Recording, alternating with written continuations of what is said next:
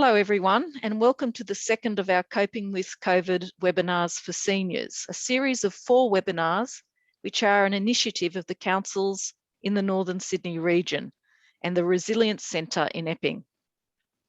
My name is Sandra Farser. I'm a Community Development Officer at Northern Beaches Council. This morning, our presenter Sarah Piper will give us lots of great tips on how we can take responsibility for our own well-being during these particularly stressful times and help change our thinking into a more positive mindset. Sarah is an experienced registered psychologist who works with all ages at the Resilience Centre. Sarah is approachable, authentic, and easy to connect with. Her training in resilience is a key aspect of her work, and she takes great interest in the strengths that people bring. It's a joy for Sarah to see people of all ages grow in self-awareness and self-confidence, enjoying healthier ways of relating and living more fulfilling lives. So Sarah will be a great resource for us today, and we're very lucky to have her. If you think of a question you'd like to ask during the presentation, just click on the Q&A at the bottom of your screen and type your questions in the pop-up box. And we can pass on the questions to Sarah for a response during the presentation where we can, but mostly towards the end of the presentation is when we'll have time to answer any questions. Anyway, I think that's about it from me with my introduction, and now I'd like to hand you over to Sarah. Thank you very much. Thank you, Sandra. Thank you for your kind introduction and the opportunity to speak today. It's quite a privilege. Waramai Narawa Mitaga, which means welcome, come and sit. I begin today by acknowledging the Darug people, who are the traditional custodians of the land on which many of us sit today, and I pay my respects to their elders past and present. I extend that respect to Aboriginal and Torres Strait Islander, any of them who may be with us today. I'm going to start with a few thoughts that have led me into this presentation. That'll take about 5 minutes, just so you know. Then I'm going to put up some slides to provide a bit of content to keep us on track, hopefully get a bit practical. But the first thing I'm going to presume, which I think is a fairly safe bet, is that most people don't like living with uncertainty. But it's the human condition. We just prefer to think we're in control. Our plans and our expectations aid this. But when life doesn't go according to plan, whether that be from illness, accident, or loss, then we come to realise that life isn't in our control. And with uncertainty comes questioning, big questions that can rock our worldview, our sense of self, perhaps our faith. It can immobilise us or make us fearful or want to withdraw. I've been reflecting on the experiences of the COVID situation and a way it impacts both the older generation and the young ones in our society, perhaps a little differently. Having 4 children of my own, with 2 of them aged 17 and 18, that's 2 HSCUs back to back. And also I counsel a lot of teenagers and young adults. And I've come to think that for many of them, perhaps who've had a fairly easy or straightforward life up until now, that this is completely new ground, what we're experiencing at the moment. For them, having looked up to the lives of their older peers, they come to expect how their final year of school would go, what their first year out might be like, or their first big job. And at this stage of development, it's natural to think that they hoped for celebrations to mark these milestones, like large parties, overseas travel, but needless to say, this is not happening. And it's rocking their world. The losses keep compounding, and the main emotions that I seem to see are frustration and disappointment.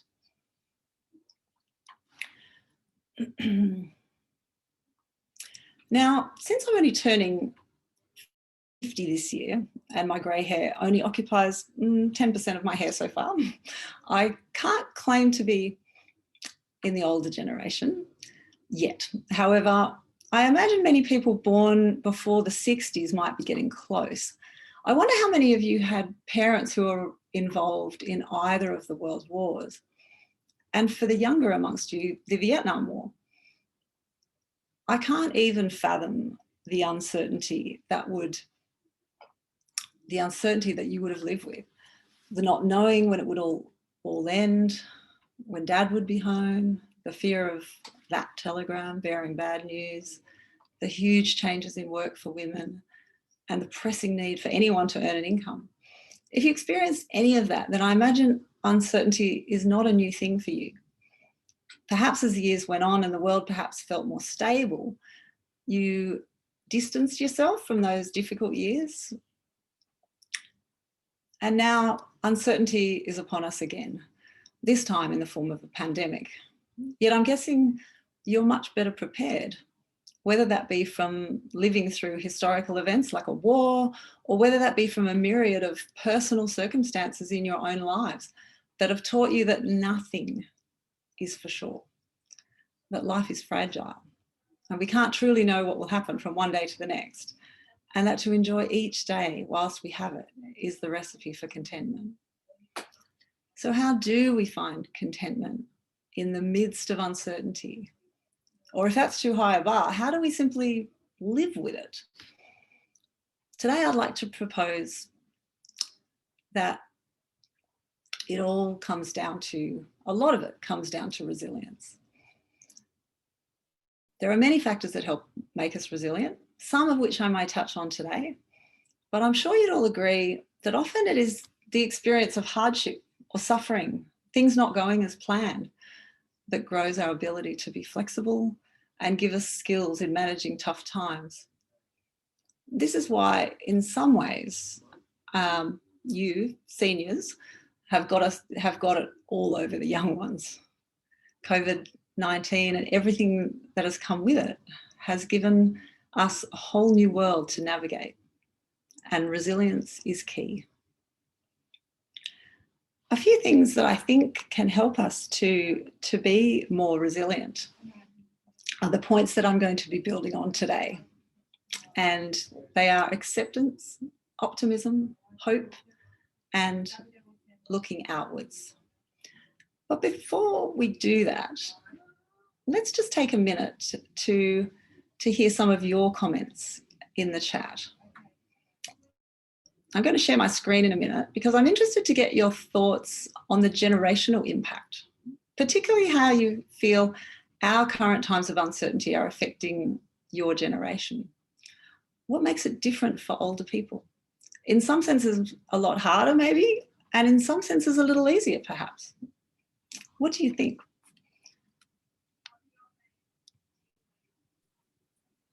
So For anybody who'd like to make a bit of a comment in the chat, we'd love to start to hear your thoughts about the question that Sarah has asked.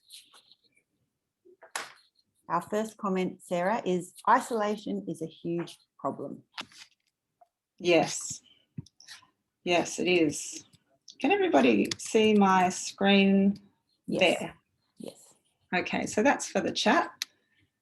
Yes. Yeah, I'd like to acknowledge that isolation is an enormous problem, particularly in this time, and it's not something that the younger generation are experiencing as much. They seem to have ways of connecting, and I think definitely in your generation it must be. What other sorts of comments are coming through, Belinda? Yes, we have older people are getting tired and looking forward to retirement, but unfortunately with uncertainty. And then we have, I think, the older generation find change easier, which I think is a bit up what you're saying, Sarah, more adaptable and yet grateful for what we have.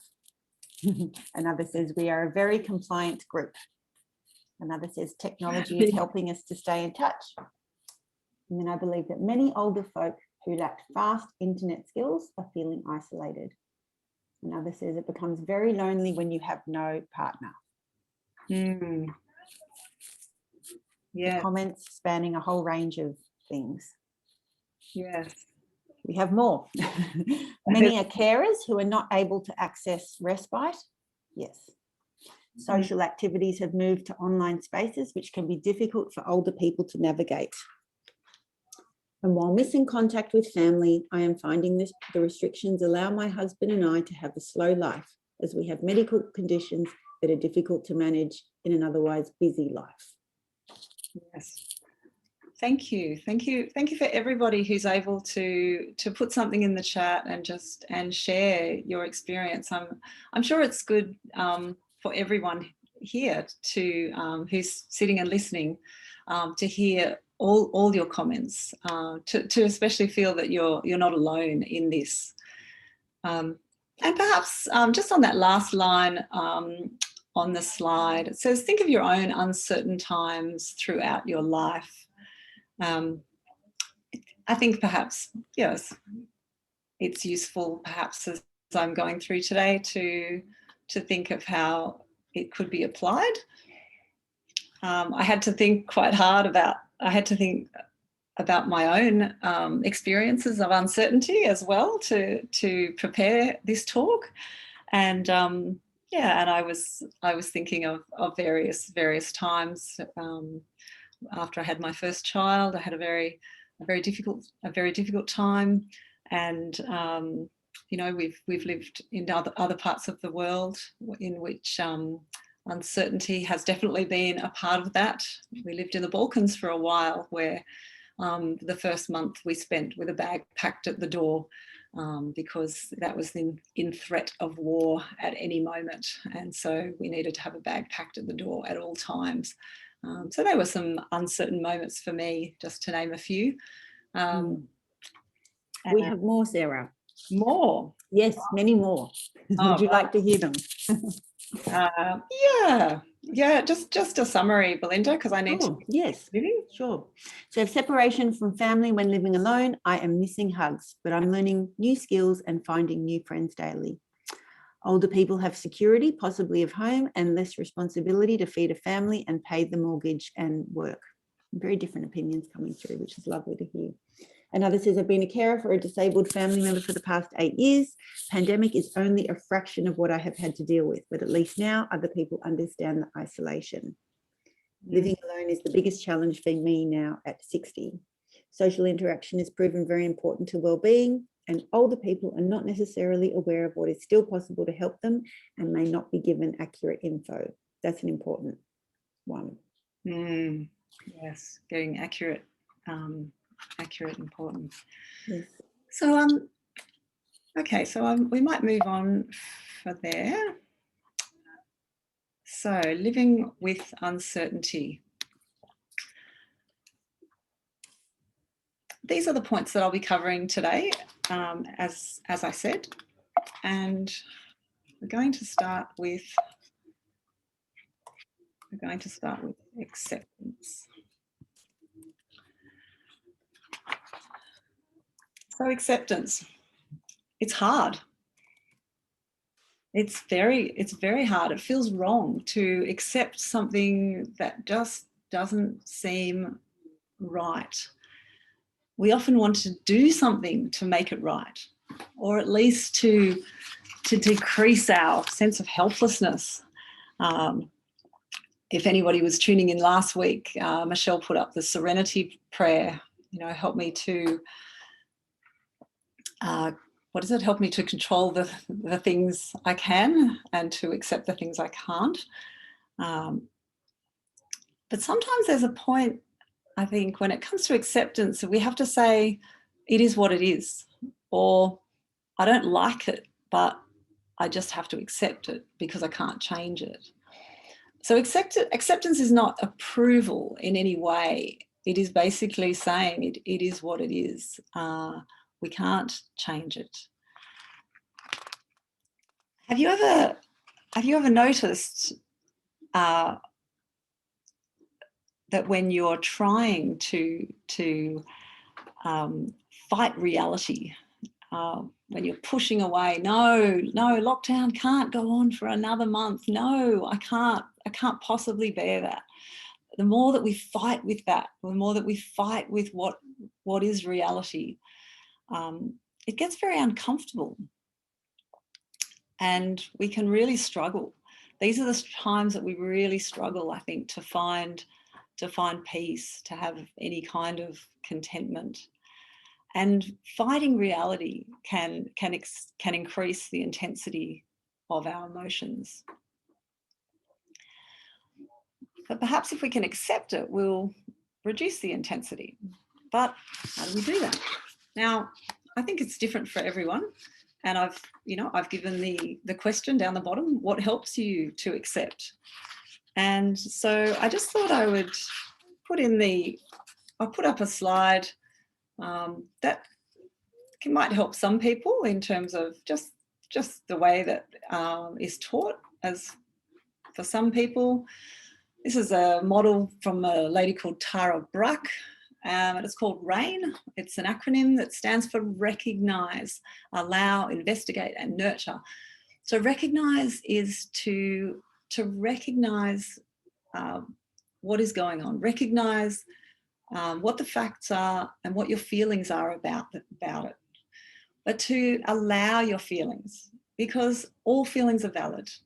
You can feel angry at it, you can feel frustrated, you may feel lonely, you may feel unneeded, unwanted.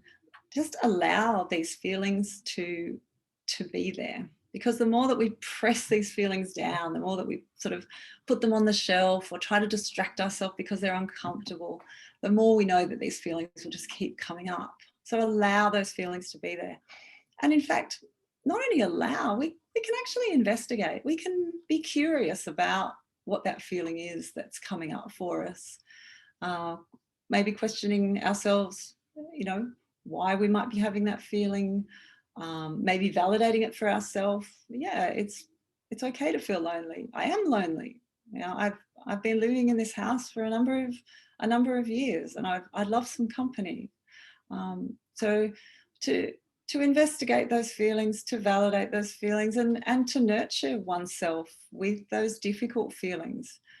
And I think we all nurture ourselves in different ways, but one of the ways we can nurture ourselves is to simply have compassion on ourselves.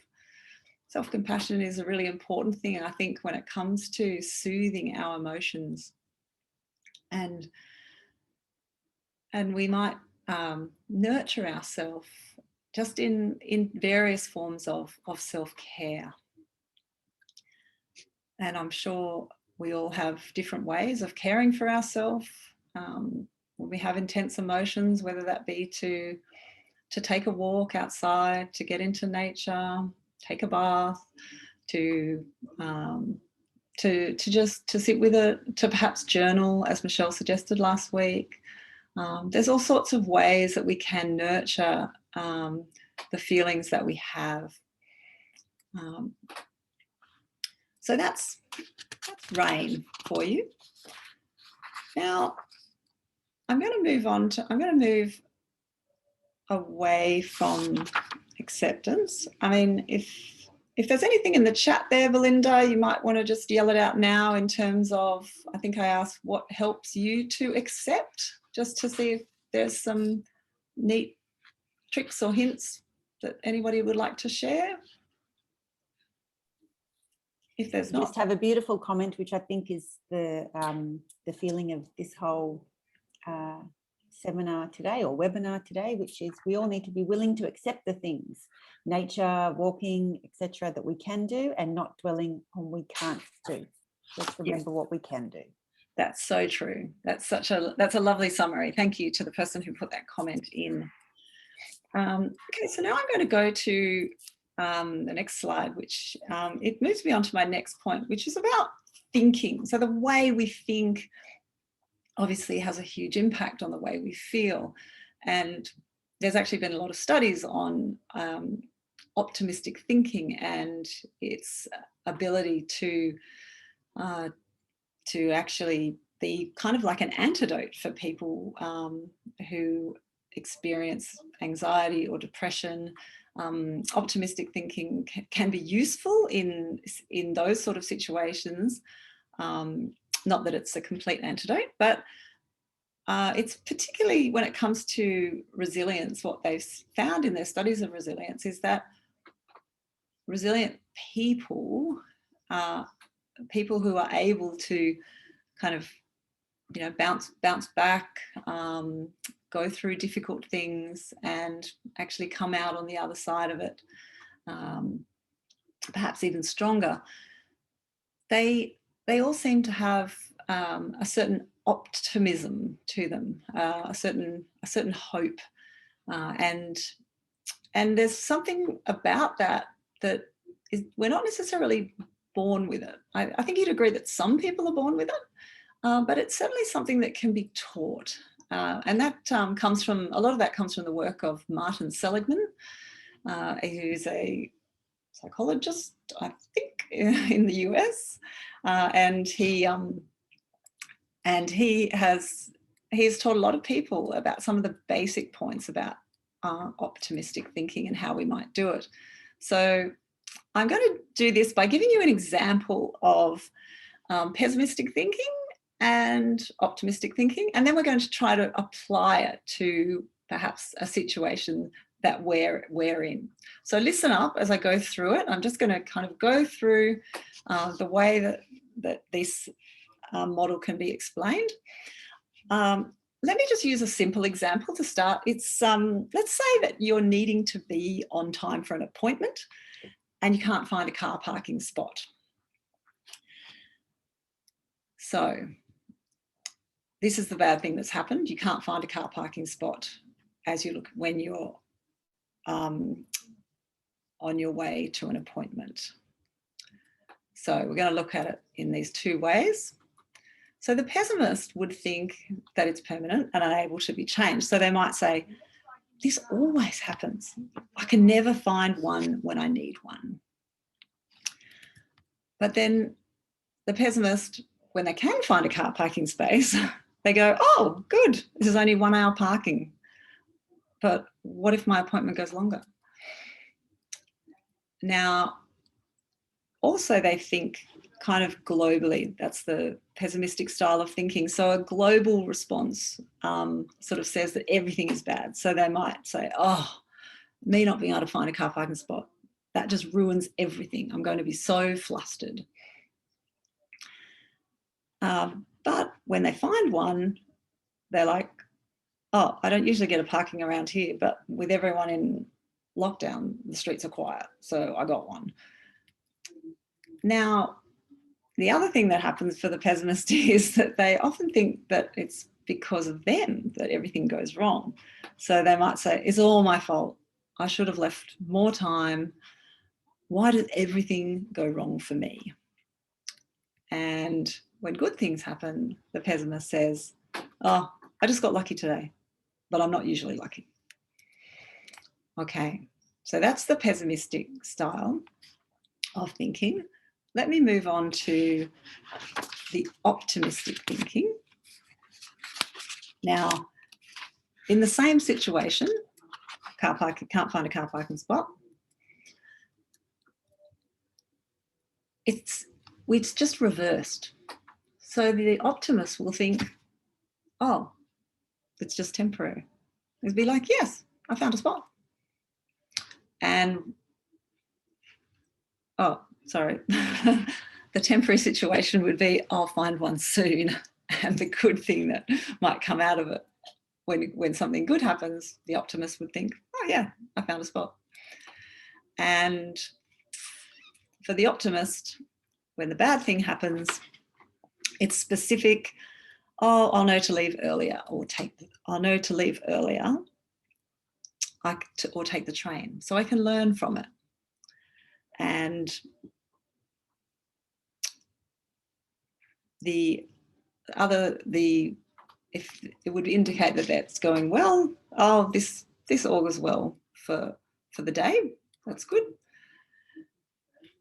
And they would also think that it's because of other factors. So they might say, oh, there must be some event going on that's making the streets extra busy.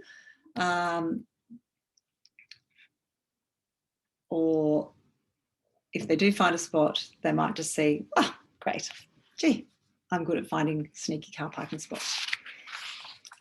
So that's that's kind of a bit of an outline of that. Let's see if we can apply it, optimistic thinking, to COVID-19.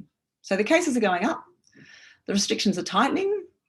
Let's try to think, what is a pessimistic thought?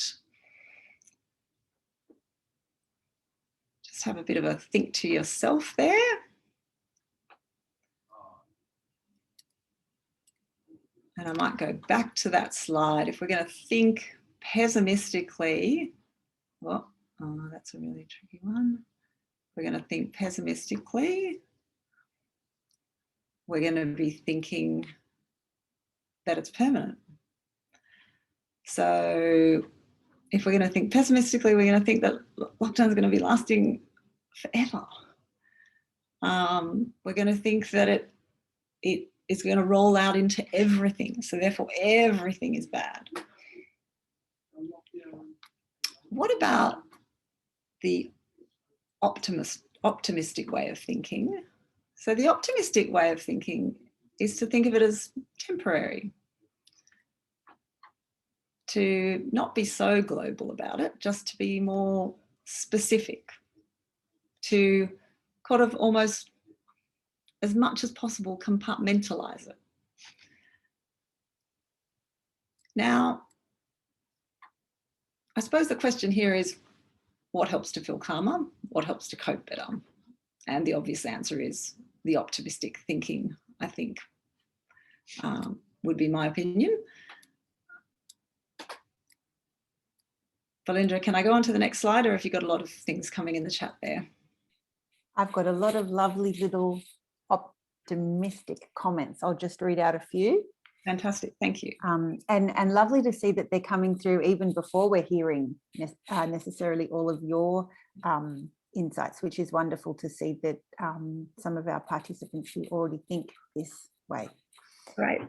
Our best one? Yeah. We know that COVID will end. Which is very much what we're saying. Yeah. We have another, in some ways, it's easier now. I don't have so many worries when I'm thinking about working or family. Another says, my sense of humour has saved me. I collect memes, which help me to have perspective and a laugh.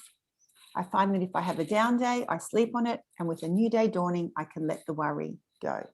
Mm-hmm. Another is that I find at least 3 things to be grateful for every day. Lovely. Another lovely one.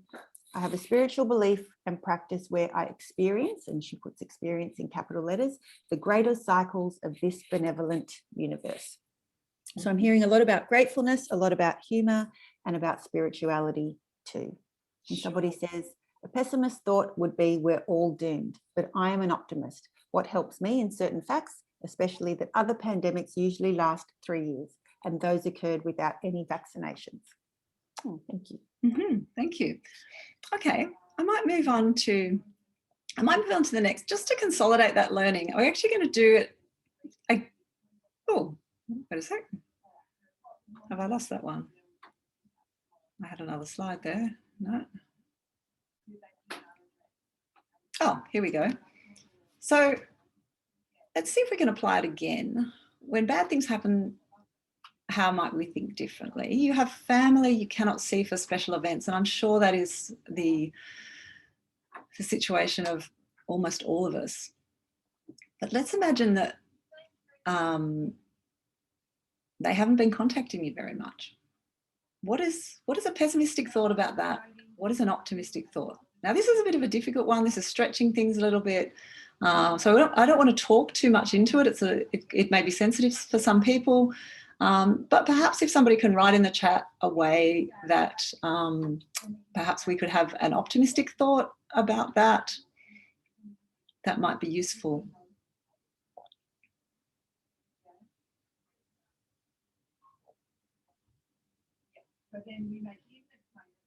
It's very difficult. I can imagine having family members who are younger, maybe they're very busy with their children, maybe they're young adults, they're busy with their own lives, and they don't contact you for a while, which would serve to make you feel more lonely or more isolated. And it would be hard to manage your thinking on that one. So that's why I thought it might be useful to try to be practical here.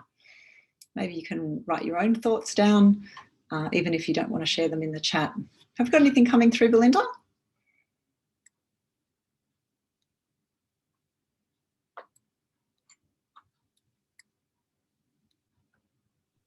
Apologies, I was on mute. We have, I'm contacting them and it feels reciprocal. Or maybe they're very busy with work, so they can't contact you, but it's still great that they still have a job during COVID. Mm-hmm. Yep, so being able to think about their situation, they're thinking it's not about how we're turning those thoughts around. Another says, I'm grateful I got stuck here in Sydney as I'm near the bush and the sea rather than in the UK where I was before. I have a van and I can live and travel when we're unlocked. It's a lovely looking forward to the future. Mm-hmm. Yes, and that's a lovely thing to that comment about looking forward. Looking forward Yes. to the future is a great way for us to move on. So let me just round up that point. So when we think about acceptance and optimistic thinking combined, on the slide here, you'll see a somewhat fuzzy cartoon. It's a loony cartoon. So I'll read it out for those of you who can't read the fuzzy writing. So the man is sitting on a park bench and talking to his dog, and he says, "Dear God, these circumstances will change. This situation shall pass. Amen." And I really like the way that acceptance is shown, I suppose, through his spirituality, the fact that he's praying, and he's really trying to accept the circumstances, yet have optimism that they will change and that it's only temporary. And I think that's probably the most key point I want to make out of the optimistic thinking is that when we, if we can keep to it, that it's temporary, that it will pass. I think that can help. Okay. We just have a few more, Sarah. Is that okay? Just on your point about family. Perhaps they are busy with kids at home, having all their family at home. It's hard for them to contact you today, but maybe tomorrow. It's a lovely, simple one. Yes. Yesterday is history, tomorrow a mystery, and today is a present. My faith and calling friends who are finding it tough keeps me fresh for each day. And then lastly, try to understand them from their point of view. Be happy when you chat with them. Potentially keep your thoughts, especially your sad thoughts, to yourself. Thank you. Okay, thanks very much, Belinda. Okay, I'm going to go on to the next slide here. So yeah, we're kind of past, just past halfway in the talk, and we're up to hope.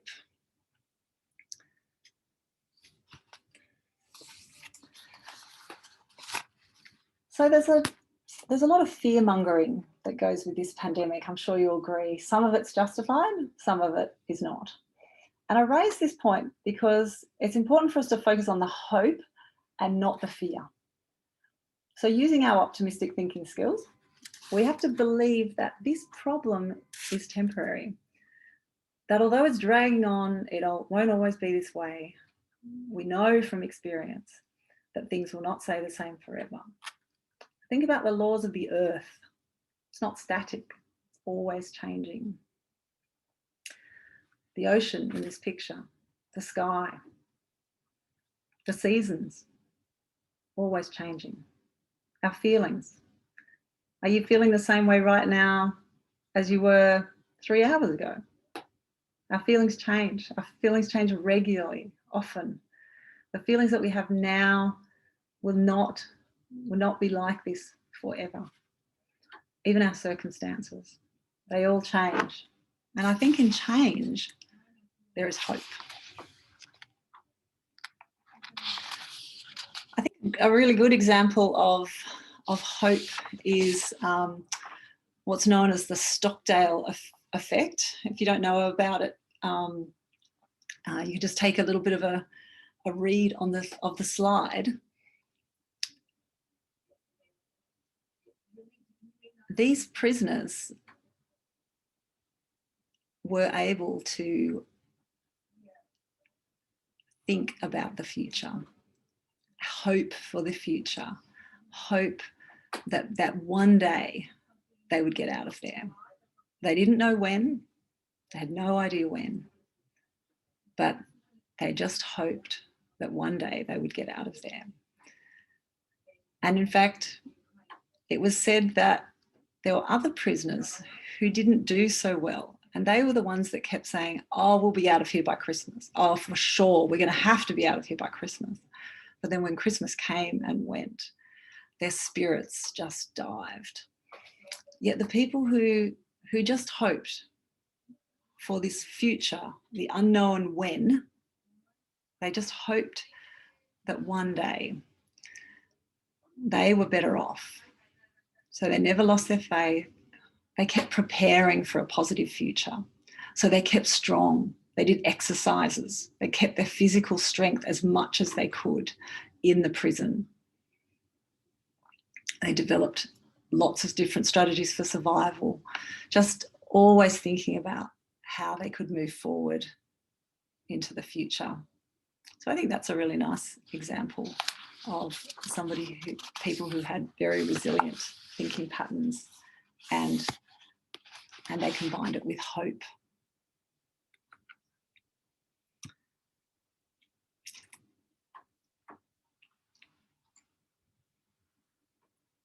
I think we can all acknowledge that there are dark times, but hope is about looking for light. Perhaps as you look back on some of your life experiences, you can see that there was light. Of course, this is much easier with hindsight. What about now? What about in your present circumstances? If you are experiencing uncertainty, or if you see the world or our country experiencing uncertainty, what light might you be able to see even in that? I think you'd all agree that lots of us are calling that silver linings. What are some examples perhaps that you can think of good things coming out of bad? Silver linings. What are the silver linings that you have noticed or enjoyed of late that has helped you perhaps in this uncertain time? Just put it in the chat if you're happy to share. I was thinking recently for my children, they're usually quite busy children. They're very structured. You know, they have lots of structured activities, and I've been watching them get out on their bike, and they just happen to be riding by, and they'll see a friend from school, and they might ride with their friend, but then they'll have a chat, and then they'll come home. And I've never seen so many young people just trying to just get out and be local, all just within the rules that they have of being able to exercise with one other person. So that's something that I think that's a silver lining for me anyway, just to be able to see kids slow down and get bored enough just to hang out on their bikes. Anything coming through, Belinda? Yeah, we're getting some lovely, lovely comments. My husband has had back issues, which has prevented him from doing many things, but optimistically, we feel at least we are in lockdown and we're not missing out on doing things. I like that spin on things. I have noticed that families are now more together than ever, especially having dinner together. I find I'm able to do something I enjoy every day. Another says, I have developed a strong connection in our street that wasn't ever there before COVID. I'm seeing a lot of this too. I'm just generally having more appreciation for everything. I saw a lot of community support during the first lockdown. I'd like to find a way to connect more with neighbours when this is over. I live alone, and having people nearby you can call on really helps. I had neighbours who did this, but they moved, so it would help to recreate this on my street. We can have a think about that for you. Another says, the silver lining for me is the satisfaction of seeing the garden looking great because I have finally had the time to do more in it. Another says, as a child, my mother taught me to always have hope. I've used this view in my adult life and it helps me to see opportunities and possibilities. Another says, thank God for whoever made technology. Imagine this pandemic without it. Agree. And the positive of being able to do all the chores that finally need my attention. Great. There's many more, but I might stop there and I'll let you keep going, Sarah. Thank you so much for everybody who's engaging on the chat. I hope you're all benefiting from that. Okay. So COVID-19 and taxis, a bit of a strange analogy, but if we use a taxi as an analogy for this lockdown, in that we're getting in the taxi, we hope it'll take us to a better place. We hope that by following all the rules, that things will get better and lockdown will finish quicker and it'll be better when it's over. So when you think about this lockdown and when it's over, what are your hopes? What are your hopes? And how can you prepare for it now? When this lockdown is over, I look forward to Christmas.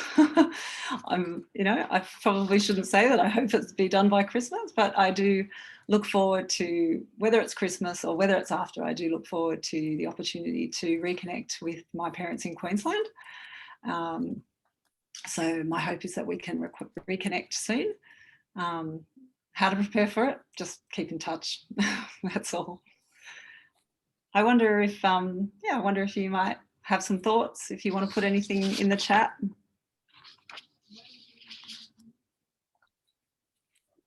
More thoughts coming through. Some funny ones. My reaction was, it is time to buy some shares while everyone else is pessimistic. Yes. Another says, I have completed needlework, some major writing projects, and we were meals on wheels to a single dad. We are getting creative. Lovely. Another says, I have forged new relationships with my neighbours. Another is looking forward to volunteering again. And another's hope is to be able to travel. Even a weekend away would be a joy. I went away last June to the Blue Mountains and it felt like it was a 6-week holiday overseas. It's all about perspective.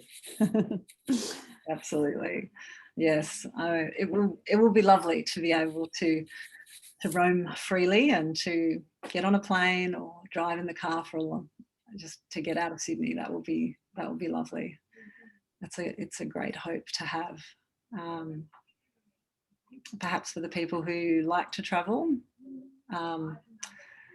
doing some travel planning sort of projects, learning about a new country, learning a language, preparing for it, preparing to go over to that country. Any other hopes and preparations? One is already planning parties, lots of parties.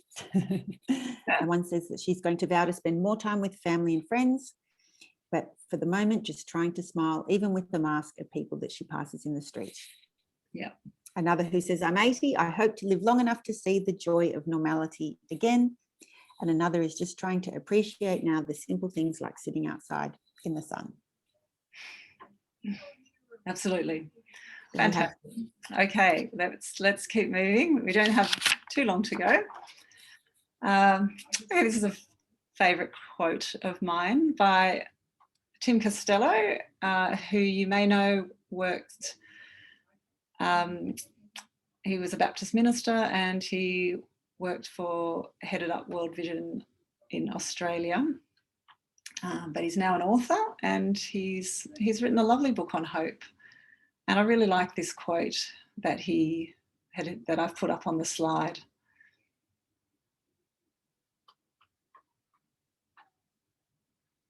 We want the roadmap. Yep, we want it, but sometimes it's just about taking that next step. I can recommend that book if anybody would like a good read.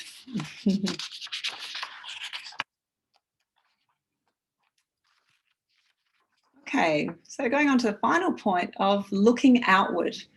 Here we have the Dalai Lama when tragedy or misfortune comes our way, if we can shift our focus away from self and towards others, we experience a freeing effect.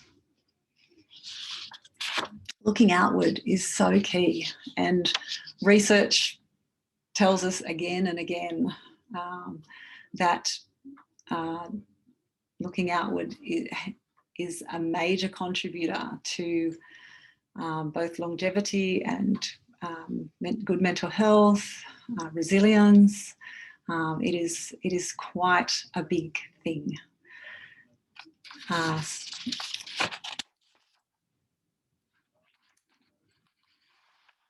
I also wanted to take I wanted to share with you just a paragraph from this book. Some of you may have read this classic, and it's about, once again, people who were in a concentration camp. I think this was, they were in the Gulag archipelago, and Viktor Frankl actually lived through it and survived and came to write about it. So let me just read this one paragraph to you. We who lived in concentration camps can remember the men who walked through the huts, comforting others, giving away their last piece of bread. They may have been few in number, but they offer sufficient proof that everything can be taken from a man, but one thing, the last of the human freedoms, to choose one's attitude in any given set of circumstances, to choose one's own way. I just love that image of people being so desperately sick and starving and hungry and sad, and yet there were people there who were giving away their last piece of bread, going and comforting others. And this was really all they could choose to do. Every other thing had been taken away. They could choose that, and I think for that was liberty for them.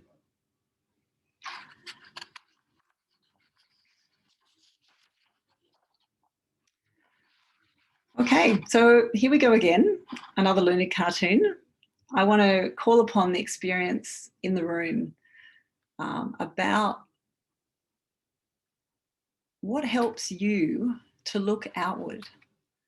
What are the things that you have found,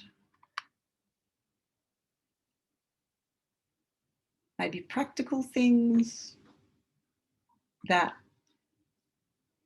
other people can benefit from, but that you actually also experience some benefit in looking outward? How do you find it helps you? What do you do, and how do you find it helps you?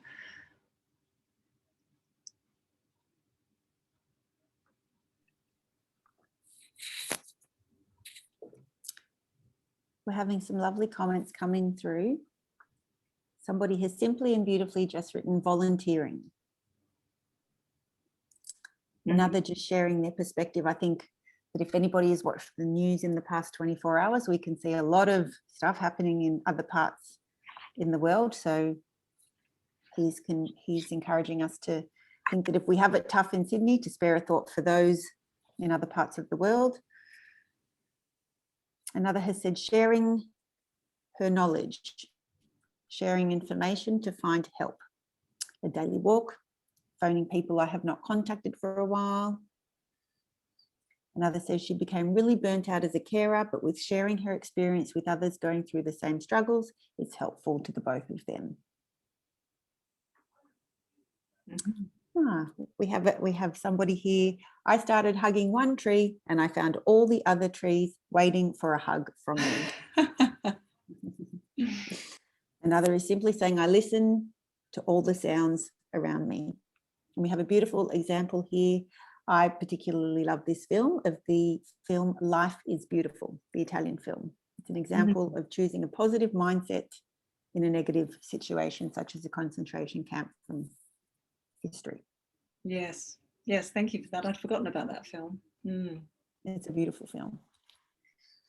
Another says she diverts her attention or focus by joining a group online for an activity or connecting on Facebook, as well as the usual watching TV and sometimes doing a crossword. Another says meditating and eating yummy food. I'm in for both of those things too. So in terms of looking outward, And a few more coming through, Sarah. But Belinda, are there any more in the terms of looking outward to others? I have a friend at the moment who's going through cancer treatment, and when she came out of hospital, every morning, an older lady from up the street would just pop just a takeaway coffee on her letterbox and text her and say, "The coffee's on your letterbox." And that was, for my friend, that was just gold, that she could just take that little walk down the driveway and pick up her takeaway coffee. Little things like that. And I know the old lady who was giving it to her, and you know, she's finding things quite hard, but she was able to give out each day, each morning, just go and get that coffee for my friend. It's a lovely sentiment. Another here says that just the joy that she sees in somebody else's face when she reaches out to them for a walk, and that what she gets from actually seeing the joy in their face rather than her own experience of having the walk. Yes. Yeah, that's what it's about, isn't it? Yeah. It's really about, thinking of the other person, thinking about how we can make perhaps their life better that day. Perhaps they are lonely themselves. Perhaps they need some practical help. Yes. We have another example here of where that's being reciprocated back to them. So in this particular situation, this family is delivering food to community aid, only to return back to their home and find that their own daughter had dropped off cannelloni and coffee in their garage. Lovely.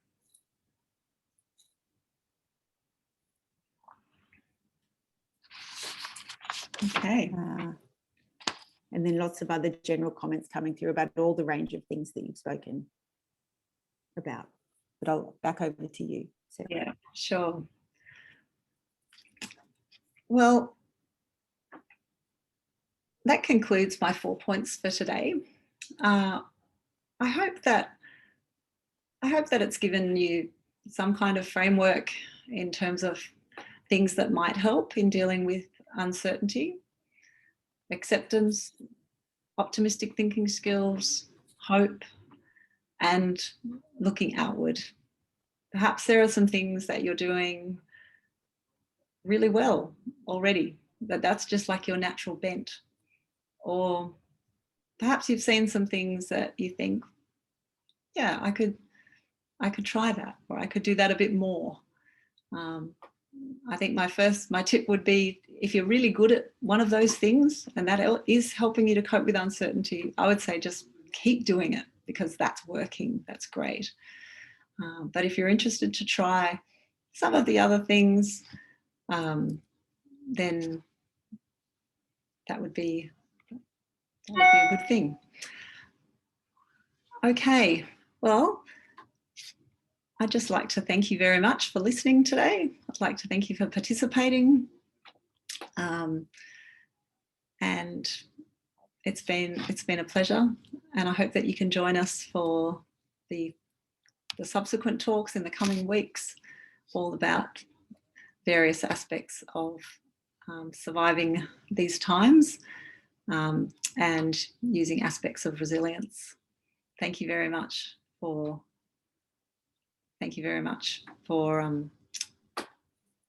today.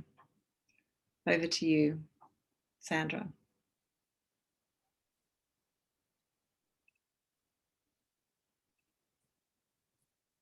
While we're waiting for Sandra, we've just got lots of lovely comments coming through. Great. With people just thanking you, Sarah, and thanking all the participants too for being lovely and optimistic and warm. I think we can all feel that today. Lots of thank yous coming through. Great. Okay, thank you, Sarah, for that very insightful and useful presentation. I know that I got a lot of really good tips out of that on how to create a more positive mindset, and they were very practical, and I'm sure everyone who was listening today got the same out of it, and all the wonderful comments showed how thoughtful people are during this particular time when things aren't that easy for all of us. A recording of this presentation will be on Council's websites for about a month if you want to view it later. It's a fantastic help to share this wonderful information and for everyone sharing their ideas on what works for them too. That's what I like about these webinars. I'd also like to thank Belinda Luca from the Resilience Centre for facilitating today as well with the questions and answers, and Madeline Yan from Hornsby Council, who's been doing the behind the scenes technical assistance. I had my own problems there for a while, which I won't go into. My NBN dropped out. Remember to book into the 2 remaining Seniors Resilience webinars, and you'll find all the details on the Council's websites that are participating. The next one is on Monday, the 23rd of August, again at 10:30 to 11:30, and it's about caring for a family member during COVID-19 without your usual supports. And then the last one of the series of 4 is on Tuesday, the 31st of August, same time, 10:30 to 11:30 a.m. And it's reframing COVID, try a new perspective. So I think that's it from me, and thank you for attending today. I hope you all got something out of it. Thank you very much. Bye-bye.